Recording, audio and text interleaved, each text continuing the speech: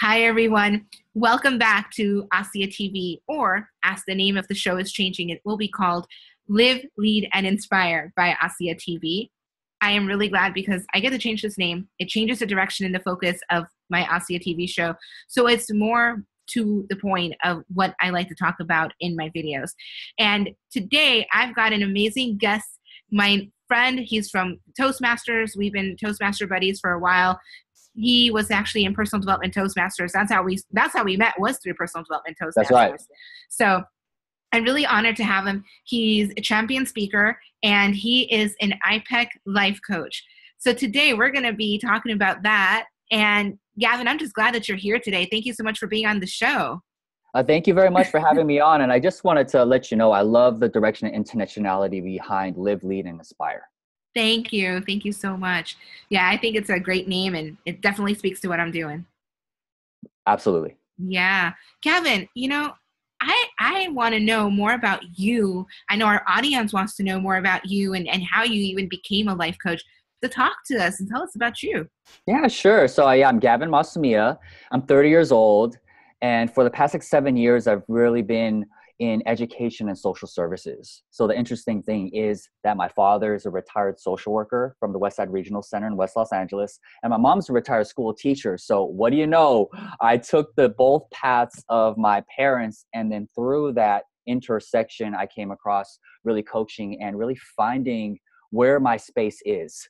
So coaching really I got inspired by Tony Robbins when I first listened to Personal Power 2. And I attended one of his seminars, and really his whole idea of emotion is created by motion. That changed my life. It changes the way that I show up as a speaker, and also just changes the way that I show up wherever I'm at, because you just align your physiology with wherever you are in the moment. And then it helps to actually bring forth the emotions that you want to create.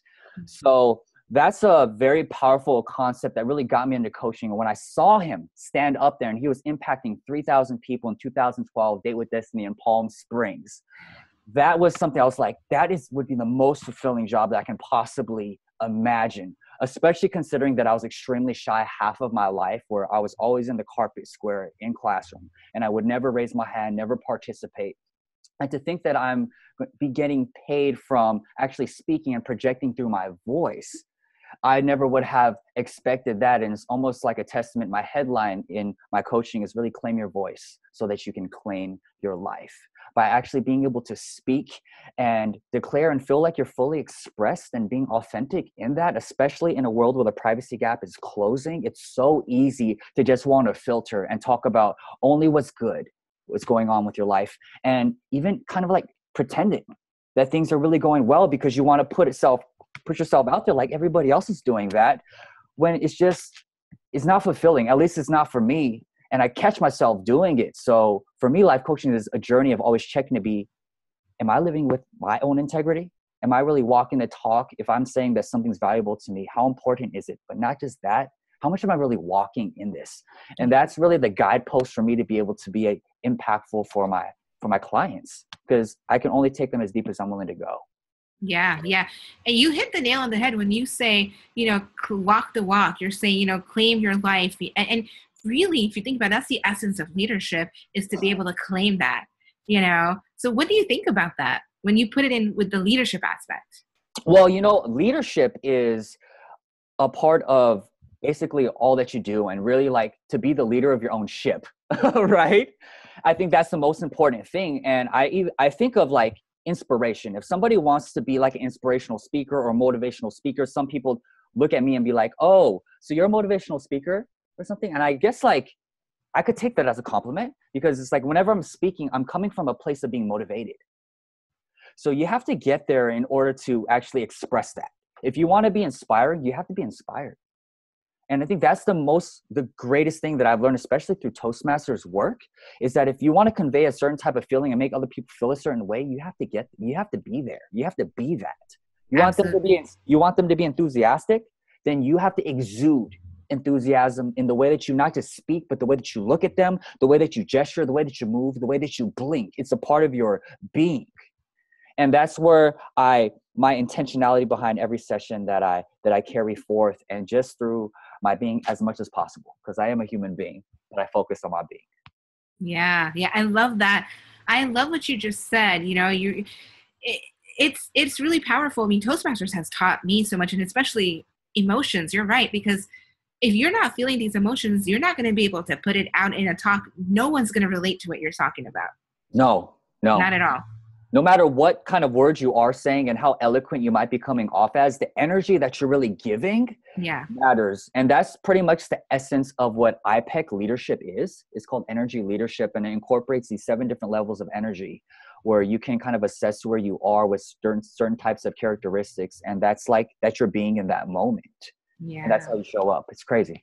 Yeah, no, definitely. It is crazy. You mentioned Tony Robbins earlier, and I know he came out with a movie, Netflix. I don't know, did you get the chance to watch it? Of course. I'm not your guru. Of course. And that's the essence of coaching too. Yeah. It's that headline that I am not your guru is what coaching is. And I think there is kind of a misconception of it. Like, people have come to me and said, oh, so you're a life coach. So that means, Gavin, at 30 years old, like, you have the answers to everything. And my answer to that is kind of just like, absolutely not. No, not at all. So it's kind of like, well, what makes you a life coach? It's like, well, you know what? I'm very curious about human nature. I have my own experiences just like everybody else does. And I have this firm belief that is taught within the iPEC coaching program, but this firm belief that the answers are really inherent within the individual on the other side. When you can provide the energetic space for them to feel safe, to really express themselves. And that's where the expertise comes in. Mm-hmm. Is how do you provide a space for them to actually feel like they can really trust you, and they can express themselves around you, and they can feel resourceful around you. Resourceful. Look, that's a powerful word right there. Yeah. Not the resources, but to feel resourceful around you, then that's where creativity is sparked. And that's where this sense of inner knowing that's almost bigger than a sense of explanation. So as you move up these energetic levels, the 5, 6, and 7 is more of this place where judgment starts to fade away. The more that we feel like we're being judged by other people, the more that we're distracted, because we're trying to multitask what's in front of us while at the same time having to assess, like, how do they think about this? How does this person think? But if you can create a space where you facilitate that energy of moving them from a place of maybe feeling more victimized or feeling like angry, where they can still get things done, but it makes them exhausted because they're always pushing to this place of almost coming to this, let me get a gut check. Let me see, how does this really feel for me? Because some of those big moments, I feel like, Aasiyah, if you can even go back and rewind into your life of big key moments, it was not just you analyzing a situation and being in your head. I believe that it was probably an interplay of assessment, but also just intuition. Yeah. Right? Mm-hmm. And there's something, and it's really hard, especially for guys, I feel like, to really tap into that and understand it, but not that, trust it. And so it's been a big journey for me. Like, one of the biggest things that I encountered during my program is I asked a whole bunch of people. I asked, like, my financial advisor, I asked my parents. I asked them kind of like, what are 3 things that you feel I'm really good at, like my strengths? But what are my 3 areas for growth, right? And notice I didn't say weaknesses, I said areas for growth. Yeah. I think that the way that you really language things is really important. Absolutely. And so areas for growth. And one thing that the women in my life had said, my sister, my older sister, I love her, my mom, and even someone I was dating, but they've all said, trust your intuition more. Yeah. Yeah. I mean, we say women's intuition for a reason because our intuition tells us what's going to happen, and we trust it, I mean, it's so interesting that you say that, because it reminds me of an incident where I was, out with a friend, and we went hiking. And after we had come back from hiking, I remember I had my little wristlet, and I had some money in it. And I said, I just keep my money in there in case something happens. We have cash. And he goes, why don't you have mace on you? And I said, why do I need to have mace? Uh-huh. And then he said, well, what if I was going to kill you or do something to you? And I said, but I didn't feel that. I trust you. But how could you do that? And I said, it's a woman's intuition. A woman knows when she can trust somebody and when she can't trust somebody. And that right there, you know, it quieted him down because he didn't think about it for a moment, that a woman's intuition works. So when the women in your life are telling you your intuition, trust it, they're telling you because our intuition works for us. Absolutely. I wish I had it more. So it's not something I feel like I have to either like relearn it, but it's almost like it's so easy because I think men, or at least for me, there's this sense of practicality, this logical perspective that comes out. And I think it's the reason why the guys are so solution focused. That is like we get in trouble with women too. Yeah. We want to solve a problem when we're not really like understanding or even like intuitively feeling like, oh, she doesn't like, baby doesn't want an answer. Baby wants to be heard. You know, she just wants to be acknowledged, to have the right to feel angry for what happened. And that's something that intuitively I have engaged. It's it's a constant work in progress. Yeah. For me. And that's the beautiful thing about life. It's like like ascension is constant, and like there's a constant, never-ending desire to want to become a better individual. And whether we do that or not and make the moves, that's entirely up to us. Yeah. A coach can help, but yeah, it's up to us. Exactly. You're right. Absolutely. I mean, and you know what you said, it's a constant, ascension is a constant thing, and we are growing. I mean, absolutely.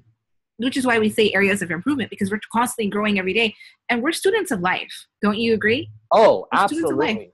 And I think that also even deeper, another principle through iPEC is that everybody is both a student and a teacher. Absolutely. So like the beautiful thing too is just even in coaching sessions, and I work with kids too. So I work with children diagnosed with autism as well. I still have a full-time job, but moving into coaching as a full-time practice. But even these kids that I work with who are diagnosed with having autism, I learn from them all the time. You know, they teach me patience. They teach me playfulness, like to actually have fun in the process of life, being inquisitive and curious. And so as much as I teach them through ABA, it's called applied behavioral analysis, and trying to shape their behavior so they can become more independent. And at the same time, they're teaching me how to enjoy life more. Yeah. It's a beautiful thing. It's absolutely. It's always beautiful. We're always learning with people every day. We're always learning from everybody. I mean, right now I'm learning from you. I appreciate it. Likewise. And you know the beautiful thing, you're a coach as well, Aasiyah. Yes. So I think the beautiful thing about what you're doing right here too is through this whole interview format, coaching in essence is not about giving advice and telling people what to do. It's about revealing, in my mind, it's about revealing people this place of safety, also through questions though, right? It's inviting their creativity by open-ended, empowering questions, in my mind. And an interview, a very powerful interviewer, and even sharpening the saw as an interviewer, it's a lot of questions. Yeah. And prying out jewels and gems from the other side. So I just want to commend you. Even though we're part of this process, it's lovely what you're doing. Oh, thank you. I appreciate that. And, you know, I do it because I want my audience to learn. And I think not only am my audience learning, but I'm learning from everybody that I interview. So it's been amazing just to do these interviews and to even get the chance to talk about my experiences when I do my own solo videos, because people are going to learn no matter what. They're going to learn from us. We're going to learn from each other, and asking questions. That's part of coaching. You want to ask those high level questions. You want to ask the why, the when, the where, the how, because you get to know more about this person and what they're looking for and what they want. Don't you know? It's so huge. And I think like one like undervalued, but people might say like, oh, why would you ask it? It's so obvious. Like a really important question that I always ask a lot is, why is that important to you? Yeah. Right. And even if some people are talking about family, right, and they talk about their family, it's like, well, that's so beautiful. And this might seem obvious, but why is family so important to you? Right? Because family itself is not necessarily a value in my mind.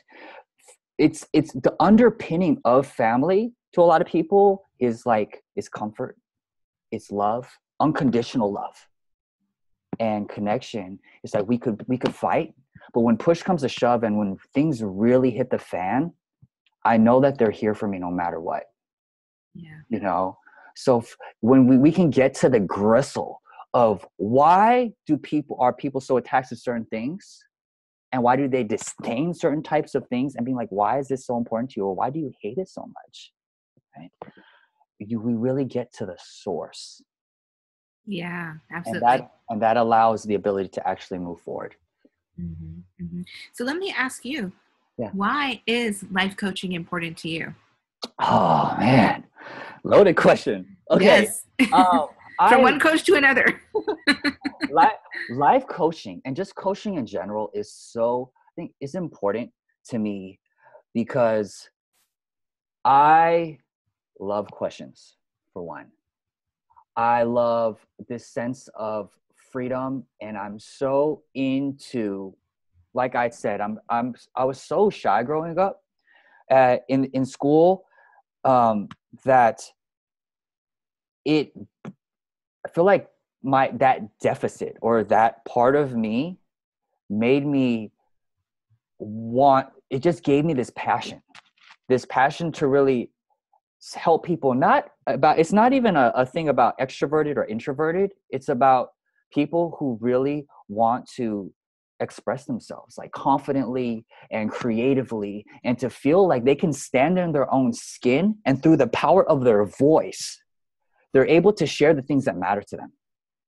And so what really drives me and what I'm working on intensely in my life is like creating a space for people so that they can communicate to the people that matter in their life about the things that matter to them.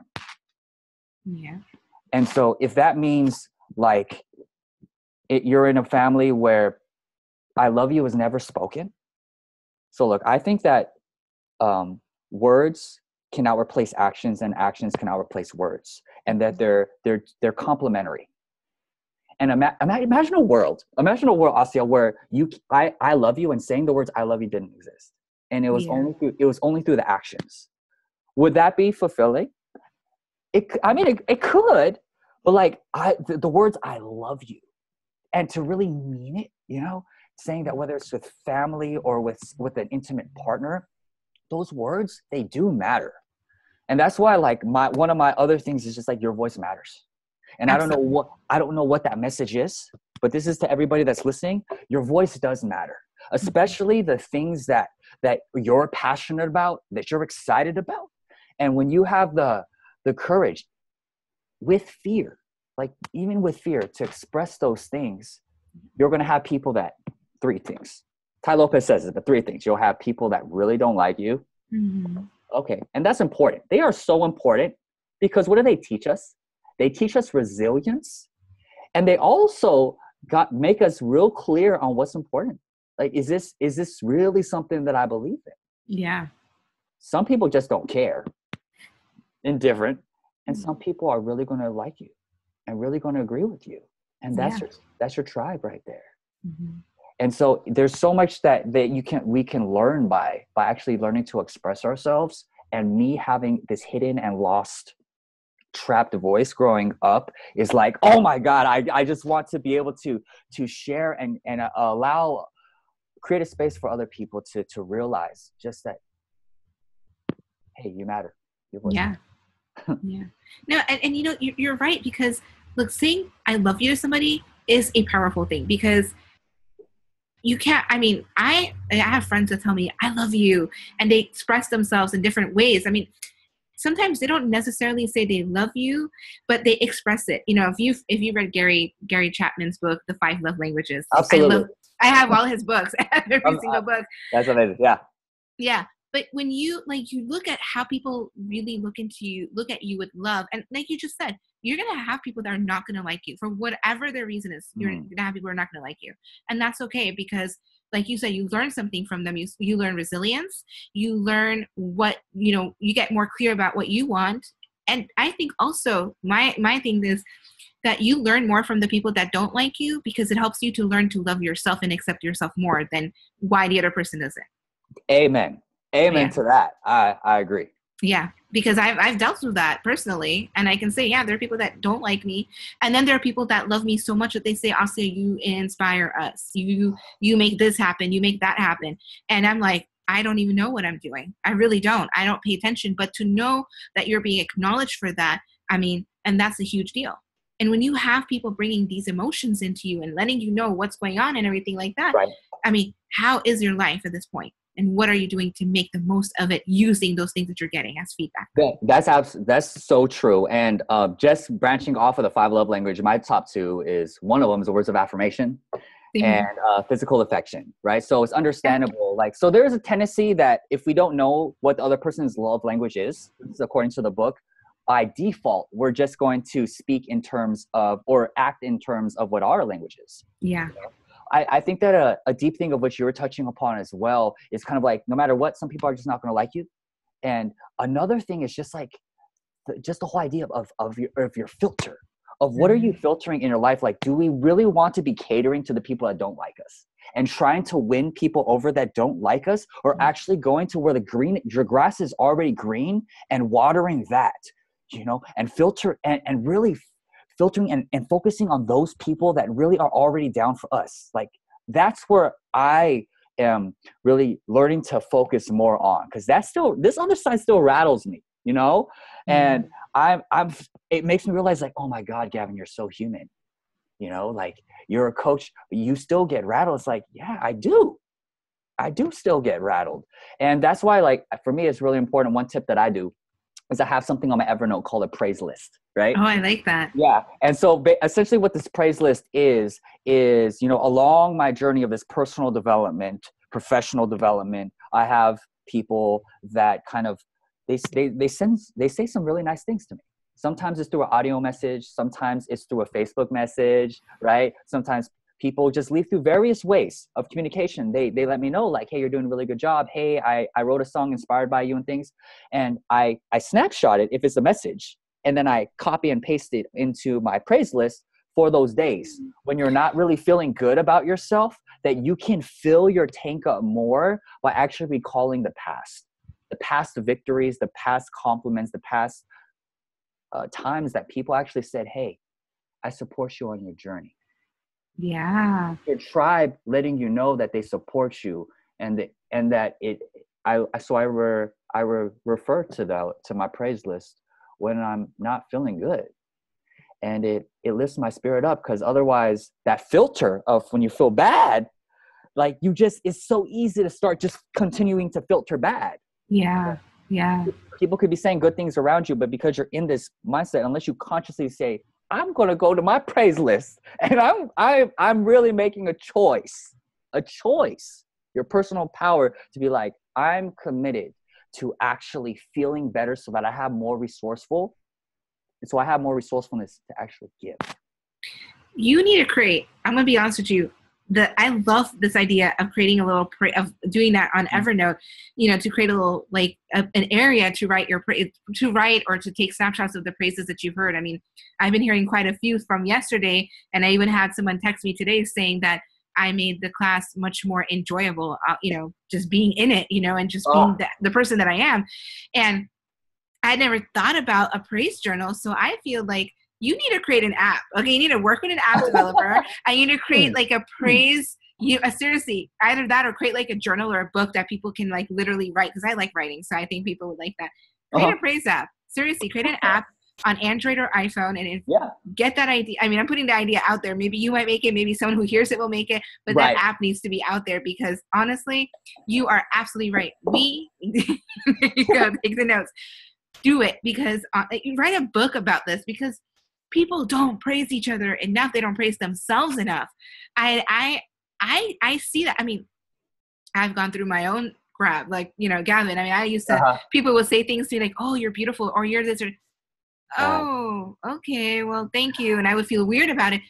But I never looked at it like, oh, this is praise, until I started learning that, you need to be able to celebrate yourself and to praise, to look at everything that you're doing. You never know who you're changing, someone whose life you're changing, what impact you're creating. You have no clue until somebody tells you, you created impact in my life. You helped me to change. You helped me to find direction. That is so true. That is so pertinent to what I heard 2 days ago. Like, I'm a part of this organization also known as Landmark. And I was going through a 10-week seminar. Every Wednesday we met up. And it wasn't until the very end that this guy who was one of the organizers in the back, he kind of he gave me a form of like praise. He was kind of like just saying, I like your energy, this, that, and the third, da da da da da. And it's like, and I didn't have the opportunity to ever talk to you, but this just serves as a reminder, Gavin, that your impact sometimes may seem to go unnoticed, but you never know. So don't just think about your level of contribution and feel down because you're not getting the likes that you want on Facebook. You know, that this, that, and the third, that if you believe in something, sharpen your saw, but keep sharing, keep giving, keep delivering, because you never know that there are going to be people that you may not even ever conceive you are impacting. Absolutely. So Amen. Yeah. Amen to what you just, because it's true. I mean, I sometimes, because you're words of appreciation, so same as me. So when people appreciate what I do and they say thank you, I'm like, wow, I was appreciated, and it makes me feel good to know that I was being acknowledged. Oh my God. We need to acknowledge people all the time. It is crazy. And my the speech that I gave for the international contest, right? It was the reason why, or one of the reasons that helped to change the trajectory of my life from moving from shy to fly, I like to say, is that when in ninth grade, I had an art class in fifth period, Miss Carabio's class. There was a girl named Ariana, and she was on the soccer team. And anyway, she just started like talking to me, sharing her life story. And then she opened up to me for some reason, and then I just started to, she sometimes asked for my advice regarding something with her father. And that was anyways, I gave her whatever piece of advice I gave at my immature state of mind, but she took it, and apparently it benefited her. So she came back the next day or two after to say that it helped, and she thanked me. And that moment didn't change my life, but it moved me like 2 degrees. Yeah. Where I started to just share a little more. I started to express my opinion a little more. And Ariana encouraged me. And I told her that again, and I didn't hear back from her. That's not the point. But honestly, I don't even think she would remember that. And so that's just a testament to how something so small that you might think is small, but you're saying to somebody else, and a small act of encouragement or whatever can really change somebody incrementally, but in the bigger scheme of things, 2 degrees can change the trajectory of someone's life. Yeah. So I say to people, and in that speech I said, let's come together, everybody, and let's be Arianas for each other. Because she didn't even know it. But she really impacted me by just saying thank you. Your words helped me with my father, and that got me to be more of a fly guy. and what you're saying is so true, because you helped this person. I remember that speech. I thought that was a really great talk that you gave us, and you helped this person to have some kind of a better relationship, or at least to move forward with whatever it was that was going on with their dad. And it helped you to grow. It helped you to realize, well, maybe I'm on a path for this reason and I need to do this. So kudos to you for doing that. We do this all the time, every day. And this is the thing about us as coaches, because we are going around making sure we create impact. And there are going to be people out there that they have so much impact from us that they want to become coaches. So Gavin, what advice would you give to somebody who wants to become a coach? I would say the advice that I give for somebody who really wants to be a coach, it would be three letters. Start with why. Oh, Simon Sinek's book, Start with Why. Why do you want to be a coach, right? For me, it started from this whole being super shy and getting out of my box, thanks to people like Ariana who are on my path. More than anything, I'm here to be an encourager of people, because I had a girl like Ariana who didn't even know change my life in a way, the trajectory at least 2 degrees. And so that's one of the reasons that got me into it, and seeing the impact also that Tony Robbins had on me, and seeing him on stage, and even saying that wow, just to even fathom the idea of me expressing something that means a lot to me, and to actually get paid for it while making an impact, that's totally just inconceivable as when I was growing up, to think that I could do that. And so like that, it juices me. It fills me to want to do it. So like, why do you really want to be a coach?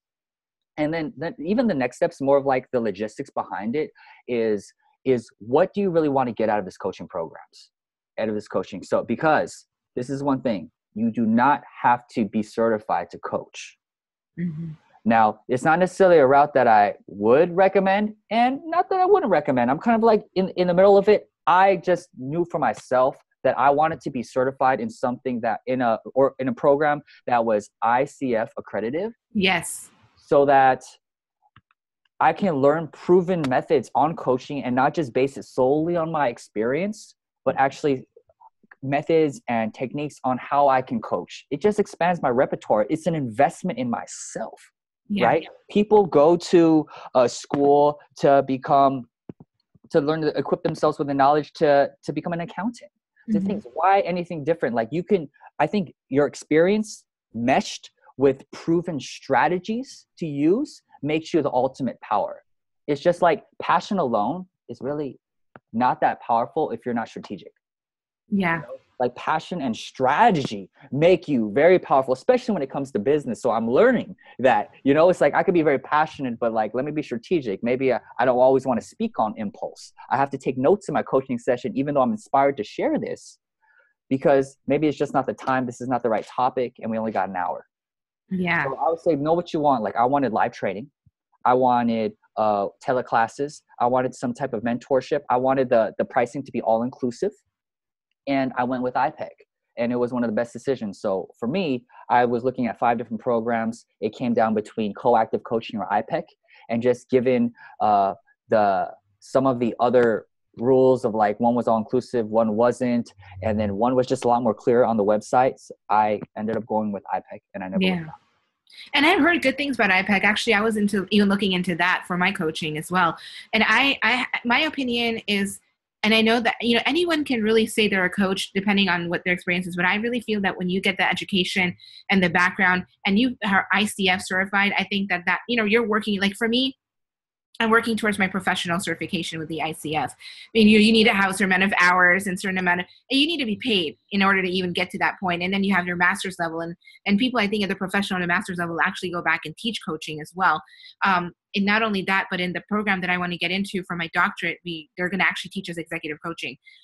And I believe that if you're going to do coaching, just like what you said, choosing the right schools, choosing why and how and what, everything all inclusive, and I know iPEC had a really good program for that. And also I think being ICF certified really gives you a level up than just, oh, well, I'm a coach, but people don't ask you. You have clients who don't care where you're coming from. They just want you to coach them. But for yourself, it's always good to have that, because you get to learn certain things, like you said, that's proven and backed by a specific coaching federation in, comparison to, well, I'm a business coach and I'm this coach, but you have to have some kind of background coming in from that. At least that's my opinion. I know some people disagree. That's okay. We all have our things. At the end of the day, we're coaches. And that's the part of it. And even like bigger, it's just like our success on coaches is not going to really rely in the bigger scheme on a certification. For me, that was important to me. Yeah. It was important to me to actually have proven strategies and invest in that. I'm investing in something that I want to do, to spend the rest of my life doing. What the best investment, but it's like the coaches that will succeed in the long run are the ones who actually are helping to create the results for the clients that they want. Right. Yeah. I'm in the beginning of really my journey. I'm passionate, but I'm in the beginning of my journey. And for me, I believe in myself as much as I can. And sometimes I get scared, this is just, this is a very real part of this. Right. And it's like, time will tell, like for me, as whether, how far I can go with this. And I'm driven right now. And this is just anything in life, like if whatever you're passionate about, this to everybody out there, whatever it is that you really, that lights you up, Jim Carrey says it so well, that you can already fail doing something that you don't enjoy. Yeah. Like you could already fail doing that. So you know, people have different kinds of situations. So just, you know, it's just like to plant a seed and just to ponder. It's like, you can fail doing something that you don't want to do. So why not just go out and try something that you do want to do, or make it a side thing. Like have something that actually can fill this passionate tank of yours in your life, because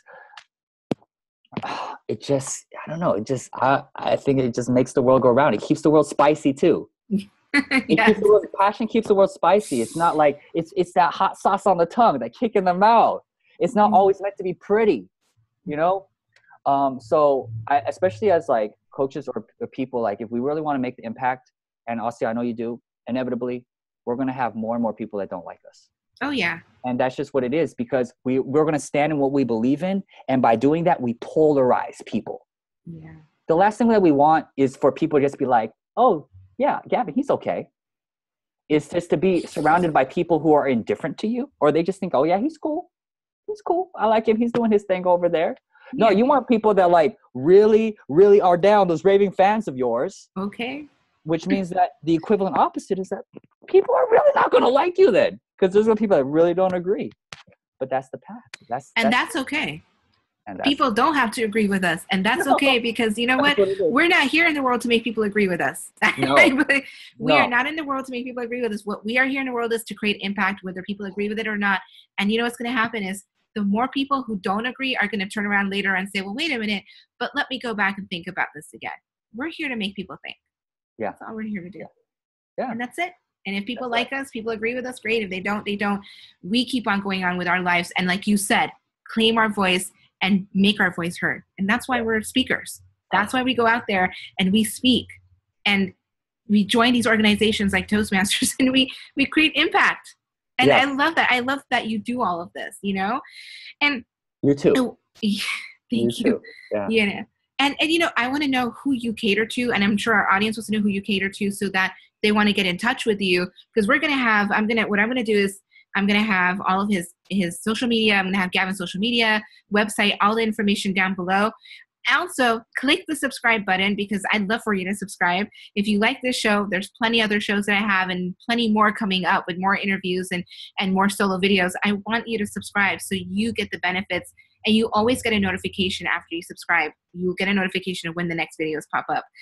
So do that. And all of his information, Gavin's information, is going to be down there if you want to get in touch with him, you want to read more about his bio, you want to see if you can follow him on social media, click below. And there's a little arrow you might see. Just click on that and you'll be able to expand further into seeing all of that information. So Gavin, tell us who you cater to. I cater to millennial male professionals who really want to come out of the shell and be able to feel more fully expressed in themselves through the power of their voice. Yeah. That's what it is. Helping male millennial professionals to really be comfortable in their skin by really expressing themselves. Yeah. And learning to have these just really meaningful conversations to the people that really matter in their lives. Yeah. Yeah. No, absolutely. Absolutely. I love that you cater to the men. I love that you cater to the millennial men. And I know that, you know, that you're going to be creating so much impact as you continue in your journey as a coach. And you're going to be, as a speaker, because you're a motivational speaker and you're a coach, you're going to be creating a lot of impact in people's lives as you grow. And I can't wait to see you further as you go out into your journey, you know, because, you know, the two of us are going to be talking about this for a lifetime, for a long time to come, you know? Yes. So that's the intention. Yeah. So I'm proud of you, Gavin. I'm so proud of you for being where you're at. You got so much going on. I can't wait. So with that said, Gavin, we're going to go ahead and end the interview, because I do notice that it is starting to get evening time. It's starting to get a little dark. And, you know, I honestly, I've enjoyed my time with you. I know everyone else has enjoyed their time with you today. Thank you so much, Gavin, for coming and for sharing with us your passion and yourself as a coach, and really the essence of who you are. Thank you. I appreciate it. Yeah. So everybody, please stay tuned. Watch the show. Share it with your friends. Click the subscribe button. All of Gavin's information is going to be below under the video, so go ahead and check it out. Until the next time, I will see you on Live, Lead, and Inspire with Aasiyah TV. Thank you so much once again, Gavin. Have a great day, y'all. Bye.